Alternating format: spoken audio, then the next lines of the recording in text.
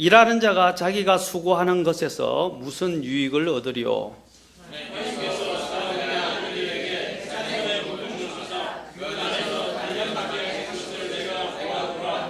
그분께서 자신의 때에 모든 것을 아름답게 만드셨고 또 그들의 마음속에 세상을 정하여 두셨으므로 아무도 하나님께서 만드시는 일을 처음부터 끝까지 알아낼 수 없도다.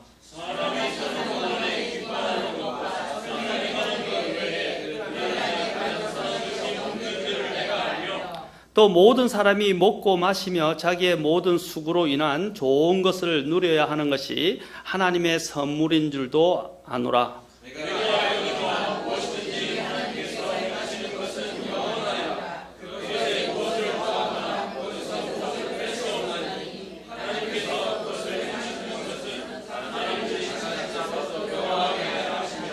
지금까지 있던 것이 지금 있으며 앞으로 있을 것도 이미 있었나니 하나님은 이미 지나간 것을 요구하시느니라. 기도하겠습니다. 하나님, 오늘 이 귀한 말씀을 높이셔서 주님이 우리에게 하시고자 하는 그 뜻을 우리가 발견하고 주님의 뜻 안에서 걸어가며 주님을 기쁘시게 하고 우리의 부르심의 목적에 따라 나아갈 수 있도록 도와주시고 또 저희들에게 말씀 안에서 강건하게 하셔서 하나님이 정말 기뻐하시는 일꾼으로 또한 세워줄 수 있도록 도와주옵소서. 성령께서 이 시간 처음부터 끝까지 모든 것들을 주장하시고 인도해 주시기를 원하며 거룩하신 우리 주 예수님의 존귀하신 조남을 받들어 기도합나이다. 아멘. 앉으시겠습니다. 오늘은 저의 제목은 어떻게 삶을 살아야 하는가, 어떻게 삶을 살아야 하는가 하는 것입니다. 자, 오늘 이 본문과 관련해서 이 3장 전체를 살펴볼 수 있으면 살펴보도록 하겠습니다. 우리가 먼저 기억해야 할 사실은 어떻게 살아야 할 것인가와 관련해서 먼저 기억해야 할 사실은 모든 것에는 때가 있다는 것입니다. 모든 것에는 때가 있다는 것을 알아야 되는 것입니다. 1절에 보면 이렇게 말합니다. 하늘 아래 모든 일에는 시기가 있고 모든 목적한 것에는 때가 있도다 라고 그랬습니다. 모든 것, 모든 목적한 것까지 또 모든 일에 다 때가 있다. 또 17절에도 보시면 이렇게 말씀하십니다. 아까 읽지 않았지만은 자, 내가 마음속으로 이르기를 하나님께서 의로운 자와 사악한 자를 심판하시리니 이는 모든 목적한 것과 모든 일에는 거기에는 때가 있기 때문이라 했습니다. 그리스어의 시간을 나타내는 크노소스라는 단어와 카이로스라는 단어가 있습니다. 크노소스는 그리스인들의 시간 개념을 나타내는 것으로서 그냥 시간의 경과나 과정을 나타내는 그냥 직선적이거나 수평적인 시간 개념을 말합니다. 그런데 카이로스는 이제 히브리인들의 시간 개념을 나타낼 때 쓰는 말인데 어떤 사람이 일어나는 때나 기회를 나타내는 것으로서 창조주 하나님과의 관계성 속에서 일어나는 사건을 보여줄 때 의미하는 단어입니다.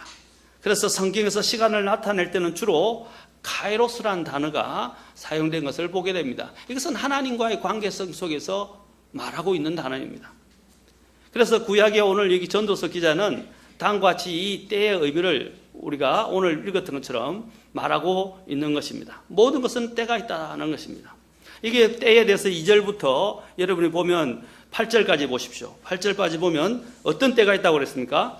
날 때가 있고 죽을 때가 있고 심을 때가 있고 심은 것을 뽑을 때가 있으며 죽일 때가 있고 고칠 때가 있으며 무너뜨릴 때가 있고 세울 때가 있고 울 때가 있고 웃을 때가 있고 애곡할 때가 있고 춤을 출 때가 있고 돌들을 버릴 때가 있고 돌들을 함께 모을 때가 있고 껴안을 때가 있고 껴안는 것을 금할 때가 있으며 얻을 때가 있고 잃을 때가 있으며 지킬 때가 있고 버릴 때가 있으며 찢을 때가 있고 꿰맬 때가 있고 잠잠할 때가 있고 말할 때가 있으며 사랑할 때가 있고 미워할 때가 있으며 전쟁할 때가 있고 화평할 때가 있도다. 주님이 지금 여기서 말씀하신 게 뭡니까? 우리가 볼 때는 일어나는 일상적인 어떤 때라고 생각하고 일상적인 어떤 일들이 일어나는 사건들이나 그렇죠? 일들이라고 생각하기 쉽습니다.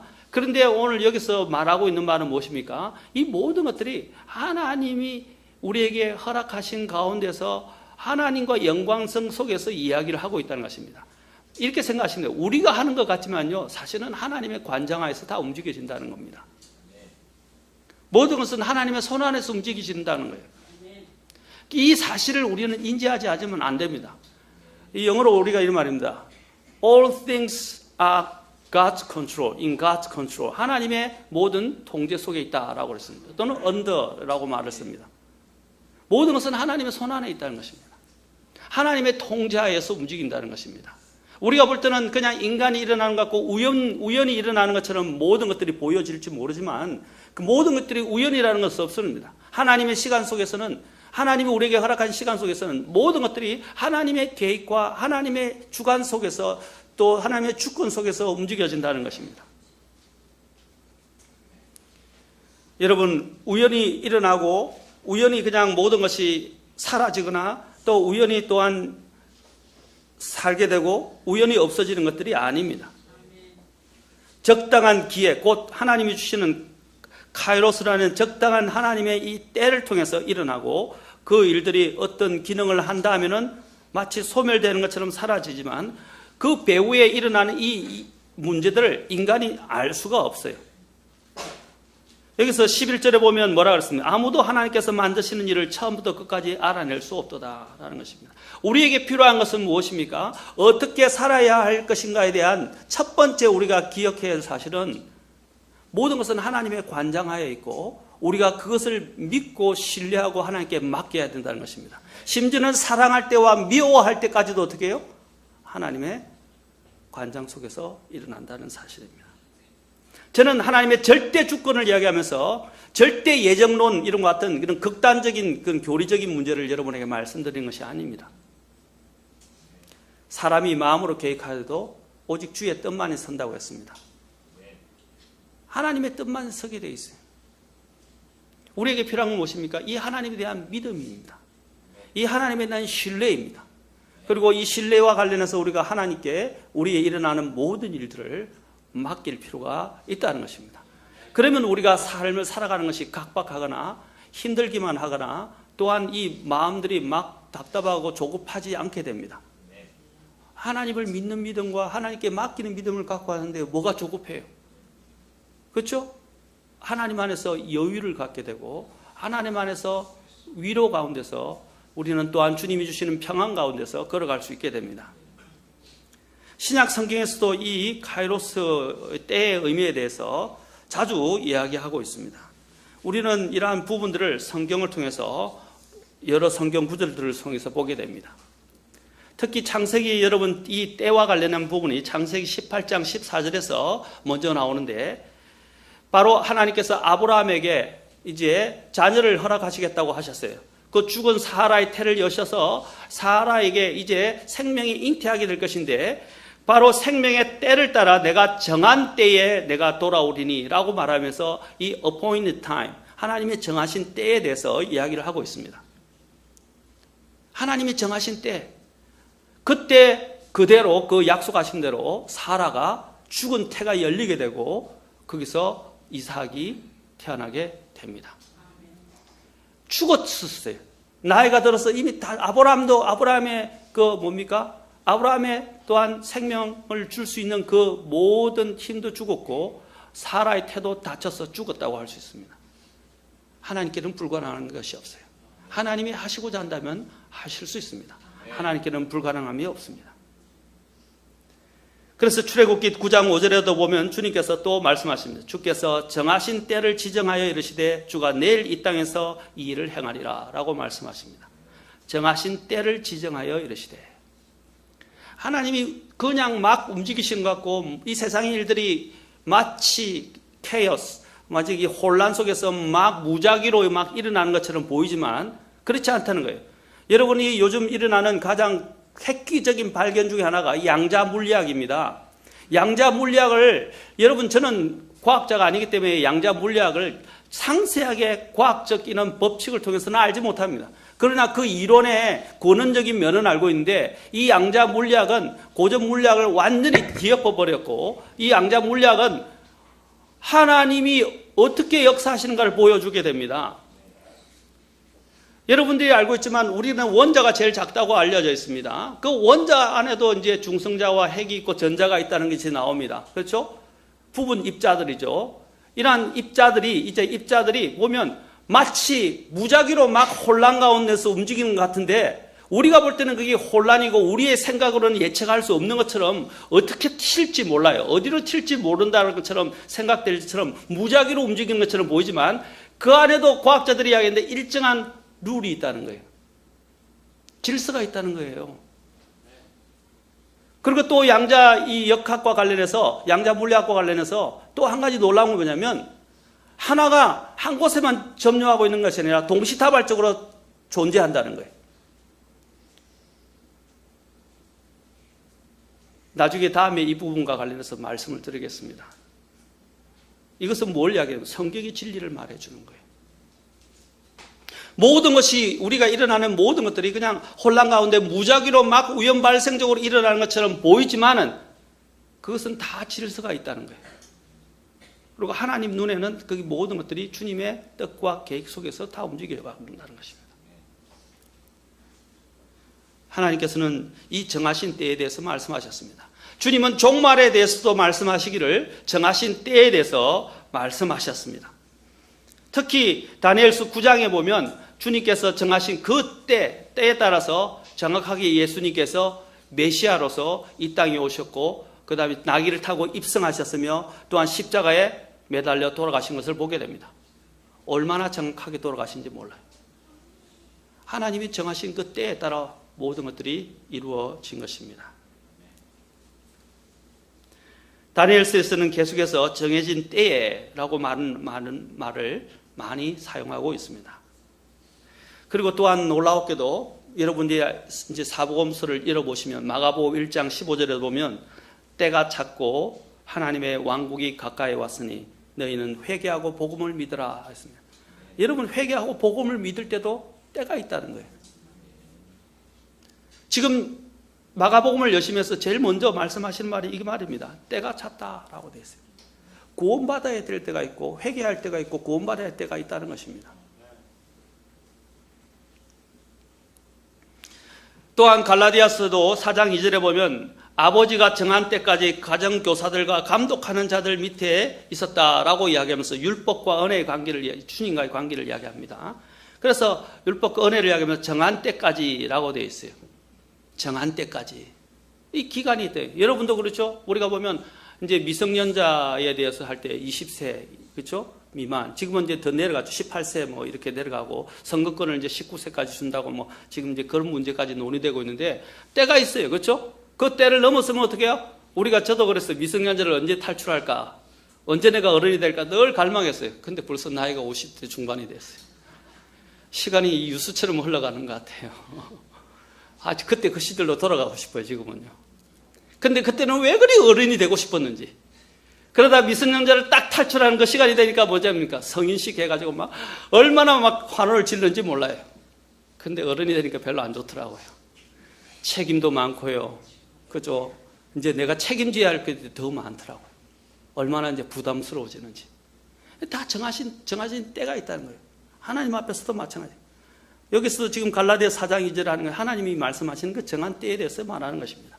그리고 갈라디아서 바로 그 뒤에, 2절 뒤에 4장 4절에서도 뭐냐면, 충만한 때가 이름에 하나님께서 자신의 아들을 보내사 여자에게서 나게 하시고 율법 아래 있게 하셨나니. 예수님께서 동정녀 탄생을 통해서, 그렇죠? 율법 아래 나시게 된 것도 하나님의 뭡니까? 때가 어떻게 해요? The fullest of times. 시간이 딱 찼을 때 주님께서 그때 오셨다는 것입니다. 하나님이 운영하시는 데는요, 하나님의 시간표가 있어요. 하나님의 시간표가 있어요. 하나님은 그 시간을 정확하게 적시는데 인간은 그것을 다 헤아릴 수 없어요. 성경을 공부하면 어느 정도 하나님의 우리 시간표를 읽을 수 있습니다. 이 하나님의 시간표가 되었을 때에 예수님께서 바로 그때에 태어나셨어요. 여러분, 성경 대언을 공부하면 아마 기절하고 좀 극단적인 말로 초풍하고 자빠지게 될 겁니다. 그 정도로 놀랍다는 거예요. 예수님께서도 움직이셨을 때 어떻게 움직이셨습니까? 예수님께서 움직이셨을 때도 하나님의 시간표에 따라 움직이시는 것을 보게 됩니다. 예수님은 자의대로 움직이지 않으셨어요. 성경에 대언되어진 대로 하나님이 계획하신 그 시간표에 따라 정확하게 자신이 움직여 가신 것을 보게 돼요. 여러분이 예수님이 그냥 잡히려고 했는데 안 잡히게 되고 또 갑자기 그 시가 갑자기 잡혀가지고 또 십자가상에서 돌아가신 게 아니에요.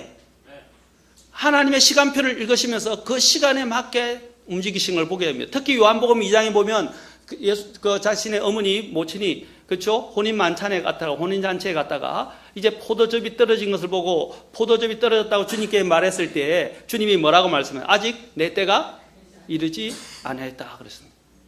주님이 그때부터 제 첫 번째 기적을 행하시게 되는 때인데 주님이 말씀하시면서 아직도 내 때가 이르지 않았다라고 말씀하십니다. 주님은 하나님의 시간표를 읽고 계셨던 거예요. 그리고 요한복음 5장 24절에도 보면 주님이 또한 말씀하시는 것이 있습니다. 바로 복음에 대해서 말씀은 내 말을 듣고 또 나를 보내신 분을 믿는 자는 영존하는 생명이 있고 또 정죄에 이르지 아니하리니 사망에서 생명으로 옮겨졌느니라. 25절 진실로 진실로 내가 너희에게 이르노니 죽은 자들이 하나님의 음성을 들을 때가 오고 있다. 곧 지금이라 라고 말씀하십니다. 그리고 듣는 자들은 살리라. 복음을 듣고 살 수 있는 때가 있다는 것입니다. 바로 지금이라고 말씀하십니다. 여러분 구원도요, 지금 받지 않으면 때가 올지 않을지 몰라요. 이 카이오스, 이 시간은 한 번 지나면 안 올 수 있어요, 내게. 그 기회가 갔을 때 기회를 찾아야 합니다. 또한 여러분들이 요한복음 7장에 보시면, 또 요한복음 7장에 보시면 주님이 명절로 올라가려 하는데 너희는 이 명절을 지키러 올라가라 라고 말씀하시면 주님이 뭐라고 말씀하시면 아직도 나는 내 때가 아직 충만히 이르지 아니하였으므로 이 명절을 지키러 아직 올라가지 아니하노라. 여러분 재밌는 사실은 킹 제임스 성경에서는 이 명절을 지키러 아직 올라가지 않노라 yet 아직이라는 이 단어가 킹 제임스 성경에는 있어요. 그런데 NIV라는 영어 성경 다른 성경들을 보면 아직이라는 단어가 빠졌어요. 여러분 굉장히 중요한 문제입니다. 여러분 단어 하나가 아무것도 아닌 것 같죠? 만약에 아직이라는 단어를 안 하시면 예수님이 예루살렘에 아직 올라가셨어요? 안 올라가셨어요? 올라가셨어요? 경배를 드렸어요. 예수님께서는 주님이 정하신 그 하나님이 정하신 그 명절을 다 지키셨다 이 말입니다. 다 지키셨는데 그것은 명령이에요. 그런데 이 아직이라는 단어 하나가 없게 되면 어떻게 되냐면 주님이 거짓말 하시는 게 돼요. 단어 하나가 예수님을 거짓말장이로 만드느냐 안 만드느냐의 차이가 바로 여기서 벌어지는 거예요. 그래서 우리가 올바로 번역되고 올바로 보존되어진 하나님이 보존하신 섭리로 보존하신 그 성경을 읽어야 되는 이유가 거기에 있는 거예요. 이런 구절들이 신약 성경에도 수두룩해요. 하나님을 거짓말장이로 만들고 하나님의 신성 모독을 하고 주님의 신성을 깎아내리는 이러한 형태로 변질되어지고 변개되어진 이러한 성경을 우리가 복받게 된다면 우리의 교리적인 여러 가지 믿음의 혼란이 오게 됩니다. 지금 제가 가예의 부분들을 말씀드렸습니다. 또 예수님께서 마태복음 26장 18절에서 말씀하십니다.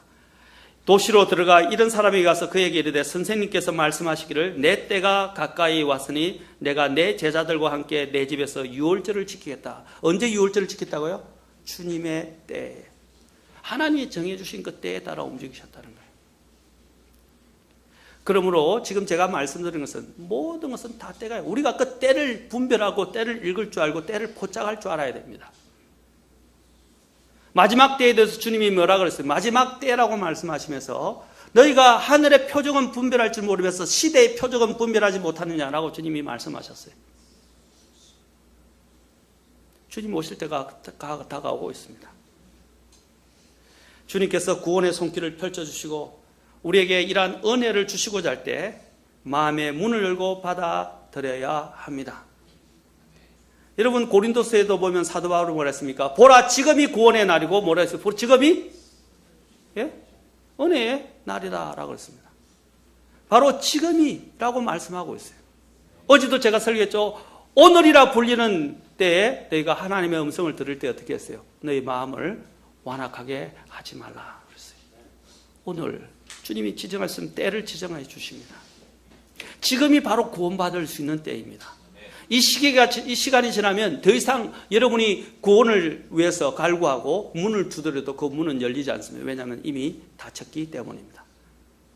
천성으로 가는, 천국으로 가는 문은 닫힙니다. 벌써 지나간 뒤에 손을 들어도 소용없고 소 잃고 외양간을 고쳐봐야 아무 소용이 없는 것과 같습니다. 기회가 주어질 때 그 기회를 포착해야 되고 그것을 잡아야 합니다. 지나간다 하면 소용이 없어요.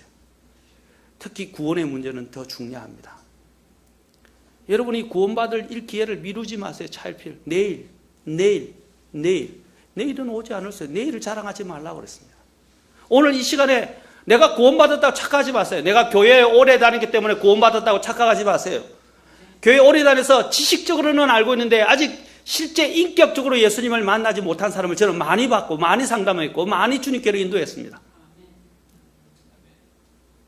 특히 어릴 때부터 교회 다니면서 엄마 모태에서부터 자란 아이들이 그런 생각을 해요. 나는 그냥 구원받았겠거니. 아닙니다. 엄마의 구원이 내 구원이 아니에요. 아빠의 구원이 내 구원이 아니에요. 아빠가 목사라고 해서 내가 구원받는 거 아니에요. 내 구원은 내가 직접 주님을 인격적으로 만나야 돼요. 그 때가 있어요. 그 때를 놓치지 마세요. 주님은 지금이라고 말합니다. 지금 살아서 그 복음을 들을 때가, 뭐라고 주님이 아까 말했어요? 하나님의 아들의 음성을 들을 때가 오나니 죽은 자들이 곧 지금이라 듣는 자들은 살리라 하셨어요. 지금 이 복음의 말씀을 들을 때에 예수님을 인격적으로 만나셔야 됩니다. 예수님께서는 그 모든 부분에서 하나님의 때에 따라 움직이셨던 것을 여러분이 기억하셔야 됩니다.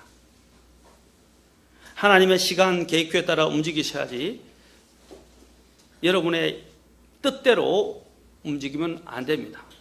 하나님의 때를 알기 위해서는 여러분이 성경을 읽을 필요가 있습니다. 성경을 읽으면 성령께서 감동을 주셔서 내가 무엇을 해야 하는지 성령께서 성경을 통해서 우리에게 감동을 주시고 그것에 대한 부담을 주시고 그것을 할 수 있도록 이끌어 주십니다. 옛날처럼 누구야 뭐뭐 하라 이렇게 말 안 하세요. 하나님 이제 그거는 구약시대예요. 신약시대는 이미 하나님의 온전한 하나님의 계시의 말씀을, 완전한 하나님의 이 뜻을 갖고 있는 이 성경을 우리에게 기록해 주셨습니다. 이제는 우리가 성경을 통해서 주님을 만나야 합니다.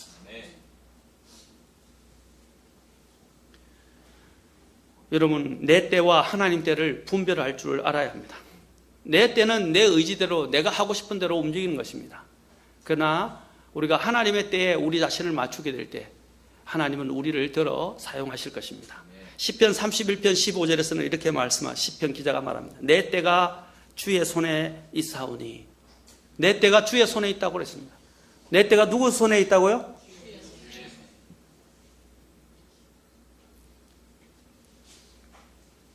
우리는 지금 뭔가 당장 얻을 수 없다고, 이루어지지 않는다고 믿음이 없는 마음으로 불평하거나 실망하셔서는 안 됩니다. 하나님의 때 곧 카이로스가 아직 되지 않았기 때문에 그런 것입니다. 그래서 조급해하지 말라는 거예요. 우리가 볼 때는 이것이 지금 당장 필요한 것처럼 보지만 지금 당장 나에게 만약에 그게 해결되면요, 오히려 내가 더 망쳐질 수 있고 내가 더 잘못될 수도 있어요. 일이 안 되면 내가 또 분명히 필요한데 안 되는 것처럼 보이고 모든 것이 불가항력적으로 보이고 불가능해 보이면 어떻게 해야 됩니까? 그냥 내려놓으세요. 하나님이 그 때를 제일 잘 아십니다. 하나님이 가장 최상의 때에 나를 인도해 줘. 내가 해야 할 건 뭡니까? 기도하고 맡기는 거예요. 그리고 지금 주어진 이 일들에 내가 할 수 있는 최선만 다하면 돼요. 그러면 마음이 여유 있게 됩니다. 성경에 보면 조급한 사람에 대해서 많이 말해요. 조급한 사람은 뭡니까? 늘 발을 동동동동 구릅니다. 그리고 조급한 때 막 움직여서 스스로의 어리석음을 나타내는 때가 많이 있습니다. 기다리세요. 주님께 맡기고 기다리세요. 내가 한다고 해서 그게 잘 됩니까? 제가 말해요. 우리 아이들이 보면요. 특히 우리 어린 아이들이 어렸을 때 어떻게 하냐면 자기가 할 수 없는데 자기가 하겠다는 거예요. 자기가 하게 되면 어떻게 돼요? 오히려 모든 일을 망칩니다. 아빠가 지금 막 중요한 일을 하는데 지가 하겠다고 하다가 일을 거르친 적도 있어요. 그래서 제가 그때 좀 죄송합니다. 아이들 앞에서 우리 지금은 미안한데 요즘은 안 그러려고 그러는데 버럭 화를 냈어요. 왜 이렇게 일을 하고 있는데 와서 이렇게 한다고. 근데 자기는 이제 도와주려고 했던 거죠. 좋은 마음을 했던 거죠. 요즘은 이제 그 마음을 압니다. 근데 이전에는 일 중요한 일인데 이게 일을 도와주겠다고 괜히 뛰어들어가지고 일을 거르치는 바람에 제가 일이 다 망쳐지기도 하고 화가 나기도 했었어요. 그와 같은 거예요. 자신이 들어와서 도와달라고 했대 도와주면 더 좋잖아요. 그런데 자신이 해보겠다 뛰어들었다가 일만 더 망치게 되는 거예요. 마찬가지입니다. 하나님 앞에서도 마찬가지. 내가 하겠다고 뛰어들었다가 내가 하나님의 일들을 더 망칠 수가 있어요. 오히려 내게 손해가 올 수 있어요. 기다리세요. 하나님이 오늘 너를 쓰시겠다. 주님께서 유월절 만찬을 준비하시면서 이제 십자가의 죽음을 앞두고 예루살렘으로 입성하시기 위해서 제자들을 시키셔서 보내셔서 어떻게 나귀를 가져오게 합니다. 나귀를 가져오게 하죠. 그래서 그 나귀 주인이 와서 왜 풀어가느냐, 어디에 쓰려고 하느냐 하니까 뭐라고 했어요? 주님께서 쓰시겠다 하라. 그러면 준다 그랬어요. 여러분, 주님께서 쓰시겠다 할 때 그때 내드리면 돼요. 아멘. 주님께서 쓰실 때가 언제인지를 알려면 어떻게 해요? 주님과 늘 말씀 속에서 교제하면서 성령께서 말씀을 통해서 나를 인도하시도록 내가 주님과 교제하셔야 됩니다. 올해는 그러한 교제가 돼야 돼요. 그래야 우리가 오늘 여기서 이야기하면서 not I but Christ 한 것처럼 내가 아니요 그리스도께서 내 안에 사시게 되는 겁니다.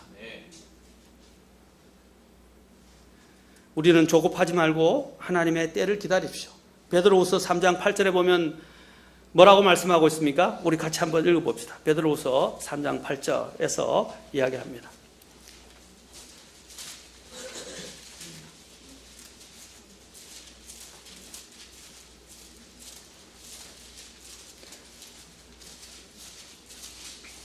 자, 때에 대해서 주님께서 말씀하십니다. 여기 보면 그러나 사랑하는 자들아 죽게는 하루가 천년 같고 천년이 하루 같다는 이 한 가지 사실에 대하여 무지한 자가 되지 말라. 하나님께는 뭐라고 했어요? 하루가 천년 같고 천년이 하루 같다. 주님께서는 시간 개념이 없어요. 원래는 시간 개념이라는 것은 시간을 초월한다 이 말입니다. 개념이 아니고요. 시간을 초월하신 분이.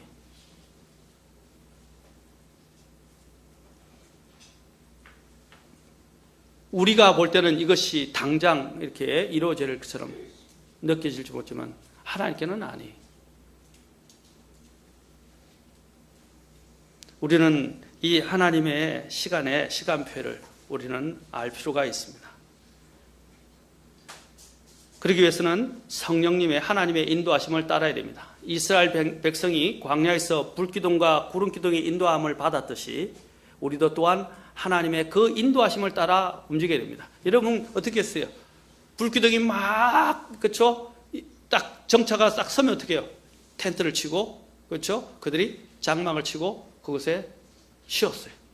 그 다음에 어떻게 해요? 이제 구름기둥과 함께 또 불기둥 이것들이 막 움직이기 시작하면 어떻게 해요? 거기에 따라서 다시 또 텐트들을 다 걷어서 준비해서 전체 이스라엘 백성이 이동한 것을 보게 됩니다.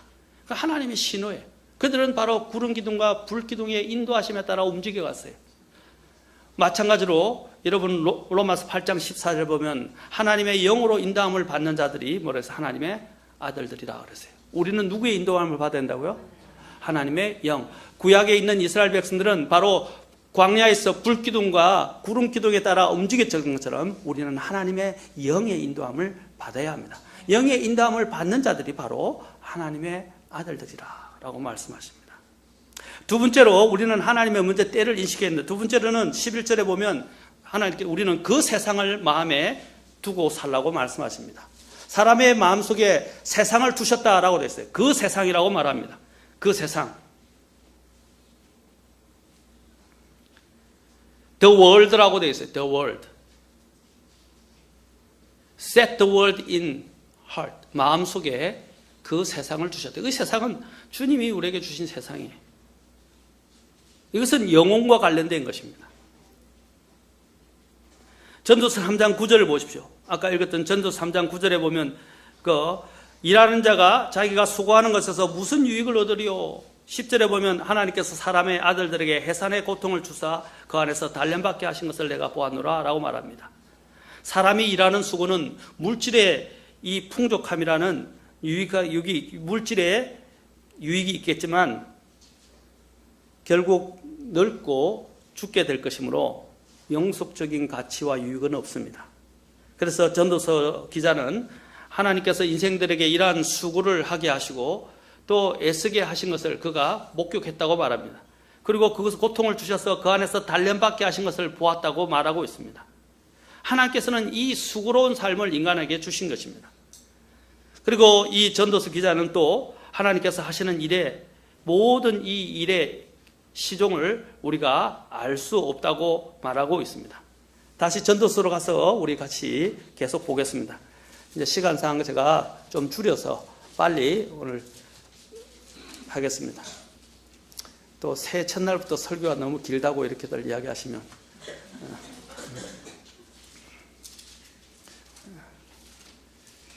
자, 전도서 3장으로 가서 우리 다시 한번 보겠습니다.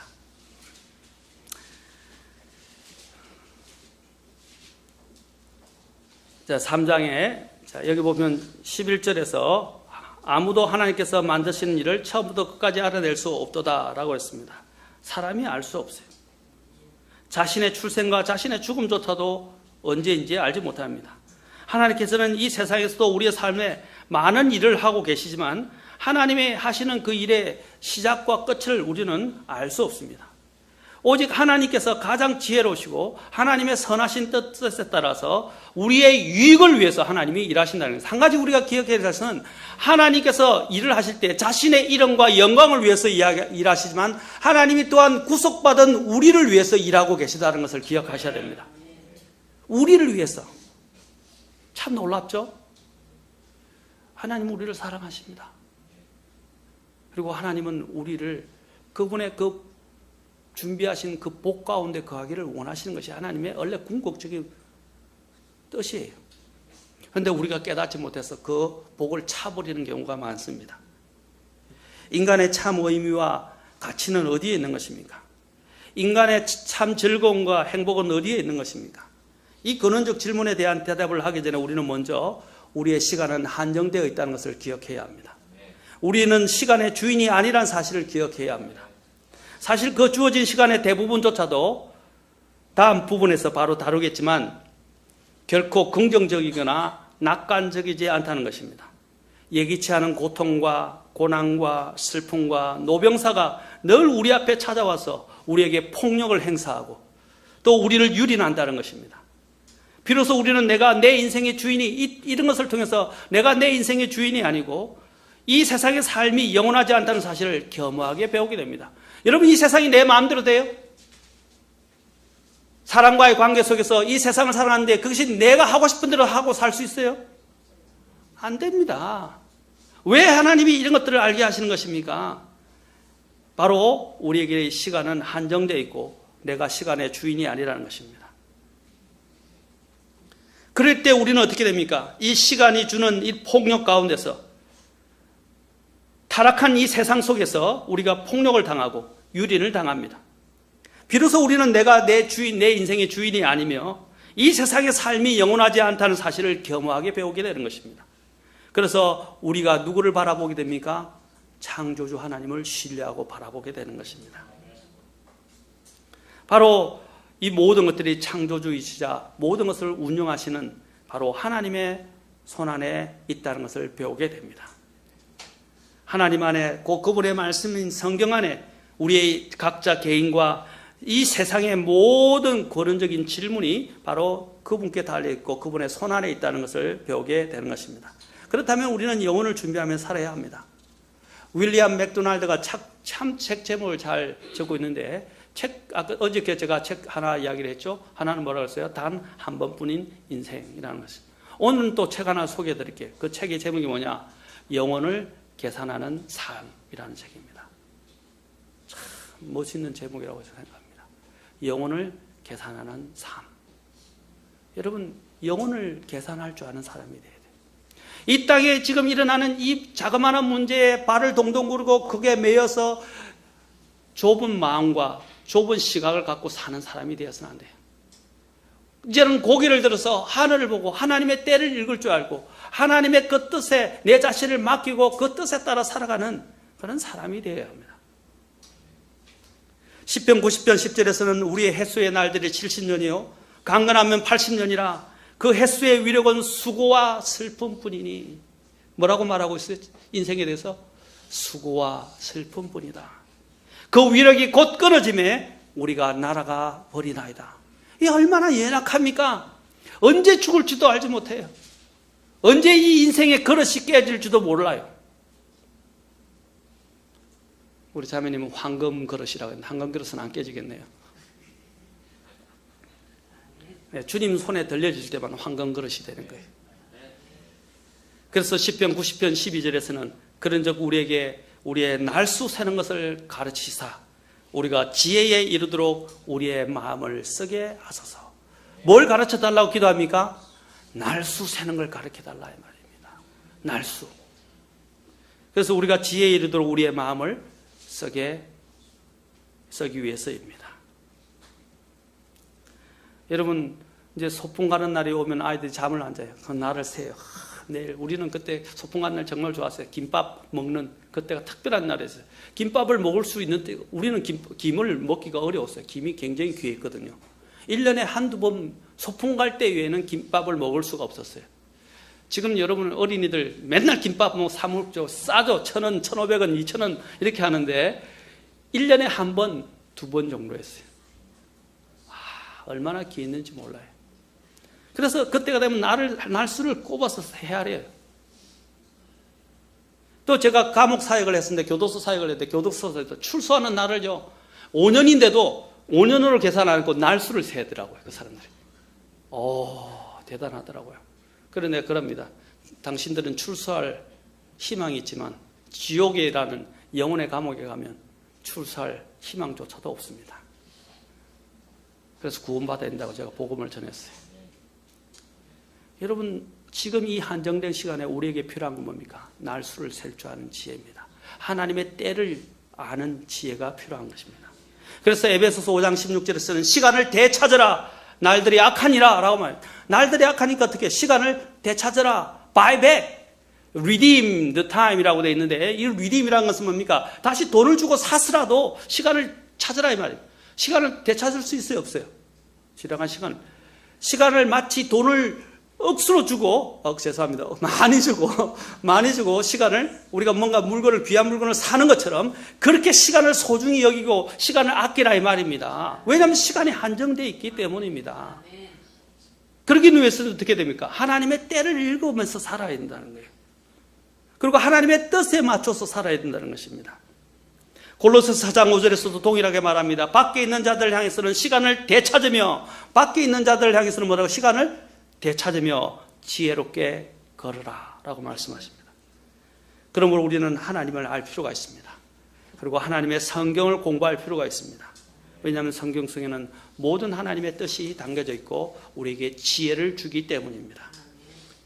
세 번째로는 하나님께서 우리에게 뭘 말씀하십니까? 어떻게 살아야 되는지에 대해서 세 번째, 현재의 삶을 기뻐하고 누리며 선을 행하라는 것입니다. 12절, 13절, 22절에 나옵니다. 12절에 보면 사람이 사는 동안에 기뻐하는 것과 선을 행하는 것 외에 그들 안에 다른 선한 것이 없는 줄 내가 알며 13절에서도 또 사람이 먹고 마시며 자기의 모든 수고로 인한 좋은 것을 누려야 하는 것이 하나님의 선물인 줄도 아노라. 이것이 하나님의 선물이라는 거예요. 22절 그러므로 사람이 자기 일들을 기뻐하는 것보다 더 나은 것이 없음을 내가 깨닫노니 이는 그것이 그의 몫이기 때문이라. 여러분 그냥 기양 살 거 지지고 볶고 싸우고 미워하고 그렇게 살지 말고 누리면서 삽시다. 그냥 기뻐하면서 삽시다. 그냥 베풀면서 삽시다. 그리고 사랑하면서 삽시다. 시간 부족해요. 미워하고 지지고 볶고 싸우다 보면 어떻게 해요? 시간 다 갑니다. 그렇죠? 같이 마음을 합해서 목적한 것을 이루어야 되지 않겠습니까? 요즘도 저도 그런 말에서 사랑할 시간도 부족하구나 생각합니다. 여러분, 저게 아이들 키우면서 우리 집 사람이 자주 이제 제게 이야기, 저도 알고 있습니다. 자주 이야기합니다. 여보, 제발 일찍 들어오세요. 아빠, 제발 일찍 들어오세요. 그리고 같이 아이들하고 좀 시간을 더 보내주세요. 왜냐하면 얘들이 시대를 지나면 한때가 지나가면 더 이상 우리 품 안의 자식이지 이제 더 이상 같이 함께 할 시간도 없습니다. 이제 더 크면 머리가 커서 같이 안 다니려고 그럽니다. 친구들하고 다니고 자기 하고 싶은 일 하거든. 이제 부모하고 같이 안 다니려고 그럽니다. 지금이 같이 다닐 때입니다. 지금 같이 해야 할 때입니다. 맞습니다. 그 때를 놓치면요, 이제 더 이상 아이들 같이 안 하려고 그래. 머리 컸다고 말 안 들어요. 자기 계획대로 살려고 그래요. 부모는 그들을 키워주기 위해서 모든 걸 다 바쳤는데 아이들은 이제 지 생각만 하는 거예요. 섭섭하죠. 근데 그게 어쩔 수 없는 것 같아요. 그런데 지금이 시간을 보낼 때, 특히 여러분 아이들이 10대 이제 고등학교 가기 전까지도 괜찮아요. 그러면 고등학교까지도 괜찮을 수 있지만 그 전까지 아이들하고 좀 제발 아빠들 시간을 많이 보내세요. 예? 내팽개치지 말고 그냥 넘어가지 마세요. 왜냐하면 때가 있기 때문이에요. 저도 좀 일벌레이기도 합니다. 근데 일벌레 때문에 우리 아이들과의 관계를, 심지어는 사랑하는 아내와의 관계를 망치면 안 될 것 같아요. 그렇지 않습니까? 한때인 것 같아요. 하나님은 누구나 우리가 다 행복해지기를 원하십니다. 우리가 이 세상 속에서 주님이 주신 두 가지 선물이 뭡니까? 선물과 복에 대해서 오늘 말씀하신, 하나는 기쁨과 즐거움이고 또 하나는 선을 행하는 것이라고 말합니다. 사람이 이런 수고와 고통과 슬픔의 이 삶 속에서도 하나님은 그 짧은 시간 속에서 뭘 원하십니까? 우리가 기뻐하고 먹고 마시고 누리며 살기를 원하시는 것입니다. 아멘. 그런데 자꾸 슬픔에 잠겨 있고 과거의 어려운 일들에 상처에 발목이 잡혀져 있고 자꾸 한탄하고 불평하고 신세 한탄하면서 살지 말라는 거예요. 왜 꼬집꼬집 다 따지면서 살려고 그럽니까? 하나님이 알아서 하실 거예요. 그냥 맡기고 여유 있게 사세요. 요즘 사람들 보면 여유가 없어요. 시시콜콜 다 따지고 살려고 그럽니다. 하나님, 심판자이신 하나님이 계세요. 내가 심판자가 되려고 하지 마세요. 심판은 주님이 그날에 가면 다 심판하실 거예요. 선이든 악이든 엄밀한 것까지도 주님이 다 드러내시고 다 심판하실 거예요. 내가 재판관이 아니에요. 주님이 원하시는 것은 내가 재판관이 되어서 일일이 하나하나 사건마다 일 하나하나마다 사람 관계마다 다 따지면서 살지 말라는 거예요. 주님이 뭘 원하십니까? 좀 마음을 놓고 주님께 맡고 여유 있게 기뻐하고 즐거워하고 낙을 누리면서 살라는 거예요. 저도 지금 생각하면 왜 이렇게 모질게 살았나 생각될 정도로 요즘은 좀 제가 후회가 되기도 합니다. 물론 주님 앞에 내려놨지만 제가 너무나 미련하다 보니까 미국 가서도요, 미국에 돈 주고 일부러도 가는데 유학하러 가가지고도 세상에 차도 하나 안 사고 차 없이 지내고, 미국에 차 없이 지낼 수가 없어요. 어디 놀러 한 번 못 가봤어요. 돈 아낀다고. 그리고 또 공부한다고. 지금도 우리 사람이 이야기해요. 아마 죽을 때까지 이야기를 들을 것 같아요. 그 좋은 곳에 한 번 제대로 가본 적이 없어요. 나야가라 폭포도 한 번 못 가봤어요. 그랜드 캐년도 한 번 못 가봤어요. 기껏해 한 번 큰 마음을 먹고 그 워싱턴 그 주에서 이제 시애틀에 있었는데, 시애틀에서 차를 한 번 큰 마음으로 렌트했다가 마운틴 레일리로 만년설을 가려고 했는데, 그 만년설 가는데 1시간 가는 데마다 저희 집 사람이 뭐라 그래, 구토를 막 하기 시작하는 거예요. 그래서 결국 중턱에 가서 눈만 보고 사진 한 번 찍고 내려왔어요. 1시간 오는 데마다 또 계속 구토를 했어요. 뭐가 안 맞아요. 그래 지금 생각하면 다른 사람들은 일부러 시간을 내서 돈을 주고 여행을 하는데 우리는 그곳에 가서도 여행을 못하는 거예요. 그래 왜 이렇게 어리석게 제가 유학생활을 했나. 그게 뭐라고. 지금은 굉장히 후회스럽고 집사람한테 참 미안해요. 여러분 주님이 우리에게 원하는 건 이 짧은 시간 동안에 누리면서 즐겁게 살기를 원하십니다. 아멘? 아멘? 여유 있게 사세요. 기뻐하며 사세요. 서로 즐거워하면서 용서하고 살아가면서 기뻐하면서 사세요. 여러분의 얼굴에 올해는 주님을 섬기면서 나를 부인하지만 주님으로 인해서 여러분의 얼굴에 기쁨이 가득하기를 원합니다. 정말 제가 원하는 바예요. 용서하세요. 미워하지 마세요. 시간이 없어요. 또 주님은 우리에게 원하는 게 뭡니까? 선을 행하며 사는 것입니다. 모든 사람이 자기의 하는 일들을 즐거워하며 행복해하는 것이 가장 복된 일입니다. 전도서 2장 24절 보십시오.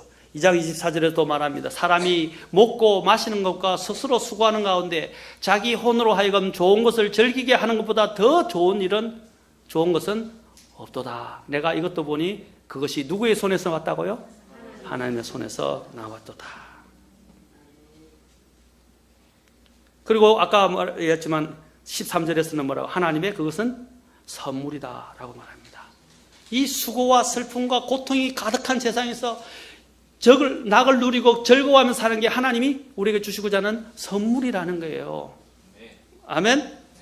저도 참 염세적인 사람이었어요. 그런데 예수님을 만나고 난 다음부터는 정말 바뀌었어요. 세상을 보는 관조가 바뀌어버렸어요. 굉장히 염세적이고 비관적이었어요. 그런데 하나님이 저의 관점을 싹 바꿔놓으셨어요. 아직도 그런 천성이 남아있어요. 그런데 하나님이 세월을 가면서 주님을 계속 교제하면서 주님이 저를 바꿔가셨어요. 낙관적으로 또 긍정적으로 또 모든 것들을 포용하고 용서할 줄 알고 수용할 줄 아는 자세로 바뀌었어요. 저도 날카로운 굉장히 이성적이고 냉철한 사람이었어요. 그런데 하나님이 저를 바꾸셨어요. 나이가 들어가면서 연단을 시키면서 아까 여기 나오죠? 고통을 주셔서 해산의 고통을 주사 그 안에서 단련받게 하신 것을 내가 보았노라. 단련 받으면 사람이 변화되는 거예요. 그런데 그 안에서 하나님이 원하시는 건 뭡니까? 이제 그것에 너무 빠져있지 말고 그 안에서도 그 짧은 시간 안에서도 누리며 살라는 것입니다. 그리고 또한 선을 행하며 살라는 것입니다. 주님을 만나고 주님 안에 있게 되면 여러분이 달라지게 돼요. 여러분 주님을 믿기 전에 행한 모든 선은 다 무효예요. 하나님이 인정하지 않으세요. 하나님이 기억하지 않으세요. 하나님이 보상하지 않으십니다. 그러나 예수 그리스도 안에 들어와서 주님과 함께 낙을 누리고 주님과 교제하면서 주님의 뜻에 따라서 선을 행하게 되면 그 선은 영원히 남는 거예요. 그리고 그거는 보상으로 주어질 것입니다. 기억하십시오. 구원받기 전에 아무리 여러분이 많은 구제를 행하고 설을 행하고 봉사를 했다도 그 소용없어요. 하나님 앞에 기억되지 않습니다. 여기서 선이라는 건 뭡니까? 주님 안에서 행하는 거예요. 성도들에게 오늘 본문은 기뻐하며 살라고 말합니다. 선을 행하면서 살라고 말합니다. 기쁨으로 먹고 마시라고 합니다. 먹으면서 싸우고. 그래서 전도 잠언에도 나오잖아요. 그 가정에 부유하면서도 희생물이 가득하고, 그렇죠? 다투는 것보다, 그렇죠? 가난하여도 서로 화목한 것이 낫다고 했어요. 주님은 먹는 순간에도 싸우지 말기를 원합니다. 수고함으로 낙을 누리며 살라고 말합니다. 이 모든 것이 하나님의 선물이기 때문입니다. 현실 속에서 열심히 일하고 먹고 마시며 선을 행하라고 하십니다. 세상과 현실을 도피하지 말고 적극적으로 지배하고 다스리며 기뻐하고 선을 행함으로 하나님의 영광을 드러내라는 것입니다. 삶의 이 도피가 아니라 또 삶을 부정하고 삶을 원망하는 것이 아니라 주님이 주시는 그 뜻에 따라 주님의 이끌림을 받고 주님의 뜻에 따라서 살아가는 그러한 사람이 되라고 주님은 말씀하십니다. 하나님이 주신 기쁨과 즐거움은 바로 첫째로 영적인 기쁨과 즐거움입니다. 하나님 없이는 누구도 행복하거나 아름다울 수 없습니다. 곧 무너지거나 파멸하고만 합니다. 하나님만이 우리의 힘이고 승리이고 행복입니다. 그러므로 하나님을 마음껏 경배하고 찬양하고 그분을 섬기고 주님을 섬기는 것, 그런 아름다운 성도들이 되어야 할 것입니다. 성경은 이 땅에서의 삶과 육적인 즐거움이 전부인 양 착각하고 사는 사람들에 대해서 경고하십니다. 아까 살고 먹고 마시고 누리라고 그랬어요. 육체를 쾌락을 위해서 살라고 성경은 말하는 거 아니에요. 그건 짧은 것에서 인간에서 누릴 수 있는 기쁨을 누리라는 것이 육체의 쾌락 가운데서 육체를 정욕을 위해서 살라고 말씀하는 게 아니에요. 주님은 그것에 대해서 심판하십니다. 우리가 누리는 것은 하나님이 원하시는 거지만 죄 가운데서, 죄악 가운데서 육체의 정욕을 위해서 쾌락 가운데서 살기를 원하지 않습니다. 그것은 하나님이 목적하신 것이 아니에요. 이 땅에서 삶을 또 무시하면서 살라고 말씀하신 것도 아닙니다. 이 땅의 삶이 수고의 삶이지만 그 수고 안에서 기쁨을 찾고 기쁨을 어느 정도 누릴 수 있다면 누리면서 살라고 말씀하시는 것입니다. 하나님의 왕국은 먹고 마시는 것에 있는 것이 아니고 성령 안에서 의와 평화와 기쁨 속에 있다고 말씀하셨습니다. 로마서 14장 17절에서. 성령의 열매 중에 하나가 뭡니까? 기쁨입니다. 기쁨입니다. 그래서 사도 바울은 주 안에서 기뻐하라고 명령하고 있는 것입니다. 항상 기뻐하라, 이것이 그리스도 예수 안에서 너희를 향한 하나님의 뜻이라고 말했어요. 기뻐하라 이 말이에요. 아멘. 천국에 가면 영원한 기쁨만이 있을 거예요. 슬픔도 눈물도 다 사라지게 될 것입니다. 이 기쁨과 즐거움은 주 안에서 누리는 죄악된 것이 아닌 육신적 즐거움도 포함하고 있습니다. 그래서 휴가도 가고 또 여유 있게 가지십시오. 물론 주님의 것을 빼앗지는 말라고 말씀드렸으면 가급적이면 여유 있게 사세요. 기독교는 쾌락주의도 아니지만 금욕주의도 아닙니다. 우리는 모든 것들에 대해서 하나님 주신 선물로 받아들고 기뻐하며 감사하며 사시기 바랍니다. 잠언 19장 21절에는 사람의 마음에 많은 계획이 있을지라도 주의 뜻 그것만 서리라 라고 말씀하십니다. 시편 33편 11절에서도 주의 계획은 영원히 서고 그분의 마음의 생각들은 모든 세대에 이른다고 말씀하십니다. 우리는 이 모든 일을 주권적으로 작정하고 섭리하시는 하나님을 인정하고 주님을 두려워하시면서 하나님의 섭리에 순종하고 또 순응하면서 살아가면서 하나님이 주신 이 인생을 살아가서 주님 앞에 섰을 때 부끄러움 없는 저와 여러분이 되기를 바라고 나중에는 모든 삶이 기쁨으로 끝나는 삶이 되기를 주의 이름으로 축원합니다. 기도하시겠습니다. 다음 시간에 계속하겠습니다.